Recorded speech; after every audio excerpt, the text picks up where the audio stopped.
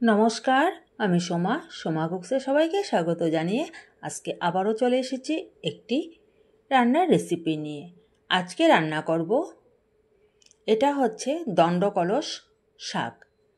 দণ্ডকলস শাক কিন্তু সর্দি, কাশি, বাতের ব্যথা অনেক কিছুর জন্য অনেক উপকারী একটি শাক। তবে এটি কিন্তু সবসময় বাজারে পাওয়া যায় না, খুব কমে এটা বাজারে পাওয়া যায়। অন্য শাকের মতো এটা সবসময় বাজারে থাকে না। আর শাকটা পাওয়া যায় এই সিজন মতোই, কার্তিক অগ্রহায়ণ মাসে এই শাকটা একটু বেশি পাওয়া যায়। তবে এই শাকগুলোকে আমি এবার কেটে বেছে পরিষ্কার করে নেব। আর এই শাকটা সাধারণত একটু শুকনো জায়গায় হয়, সেই জন্য এটার মধ্যে প্রচুর মাটি থাকে। ভালো করে এটাকে কেটে বেছে আমি বেশ খানিকক্ষণ জলে চুবিয়ে রেখে দিয়েছিলাম।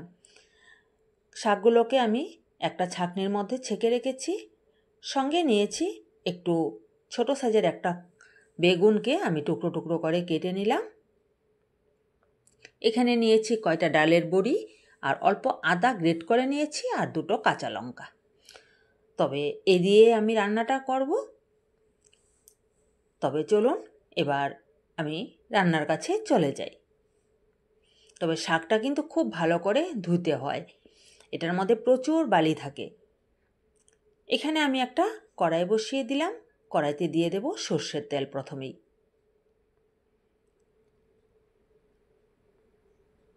এই শাকটা টনসিলের জন্য খুব ভালো একটি শাক। এটার শাকটা যদি সকালে খালি পেটে, যাদের টনসিলের প্রবলেম থাকে তারা যদি সকালে এটা খালি পেটে এটাকে সেদ্ধ করে সেই জলটা খেতে পারে, তবে কিন্তু খুব উপকারী এটা।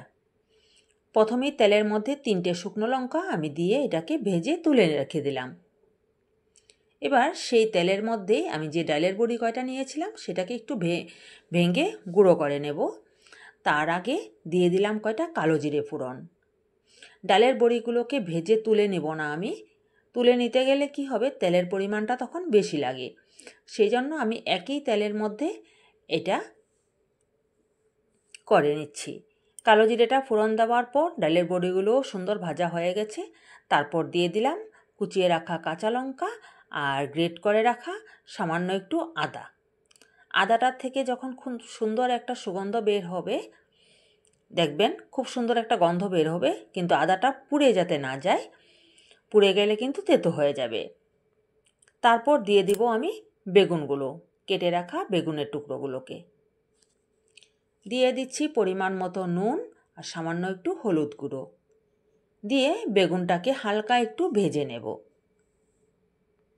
আপনারা চাইলে বেগুনটাকে আলাদাভাবে ভেজেও রাখতে পারেন, পরে নামানোর আগ মুহূর্তে দিয়ে দিলেও হয়ে যায়।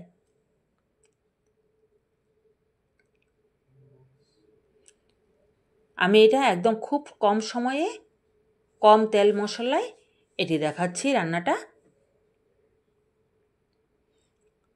বেগুনটা হালকা ভাজা হয়ে গেছে।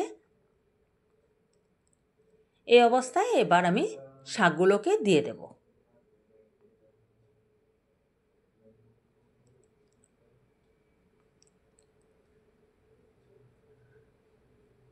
শাকটা দিয়ে অল্প একটু নেড়ে চেড়ে দিচ্ছি। আমার আর নুন দেওয়ার দরকার নেই, আমি কিন্তু নুনটা একসাথেই আমি দিয়ে দিয়েছি। আর শাকটাও একদম মজে যাবে। অল্প সময়ের জন্য আমি ঢাকা দিয়ে রাখবো এটাকে।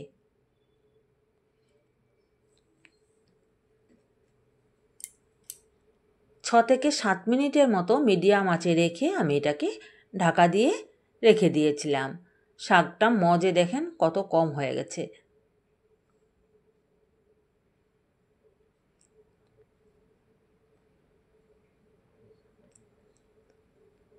সামান্য একটু জলের ভাবটা আছে এখনও, সেই জলটা শুকিয়ে যাবে।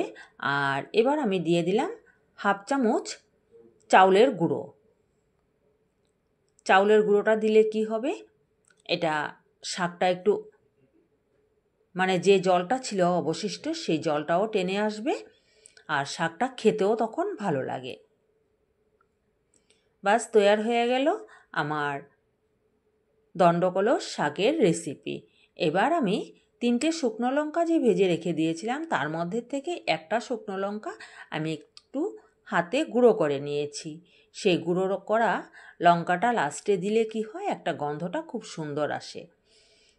তবে যদিও না এটা পেটের পক্ষে ক্ষতিকর, তবুও মুখের স্বাদের জন্য এটা আমি দিলাম, আপনারা চাইলে নাও দিতে পারেন। বাস তুলে নিলাম, শুকনো লঙ্কাটা দেওয়ার পর সাথে সাথেই তুলে নিয়েছি। এবার আরও যে শুকনো লঙ্কা দুটো রেখে দিয়েছিলাম সেটা উপরে রেখে দিলাম। যদি কেউ খাওয়ার সময় আরও একটু ঝাল খেতে চায় তবে এটা নিয়ে নেবে। তবে আজকের মতো এই পর্যন্তই। আপনারা সকলে ভালো থাকবেন, সুস্থ থাকবেন, সাবধানে থাকবেন। আবারও নিয়ে আসবো অন্য কোনো দিন অন্যরকম রান্নার রেসিপির সাথে। ততক্ষণের জন্য বাই বাই।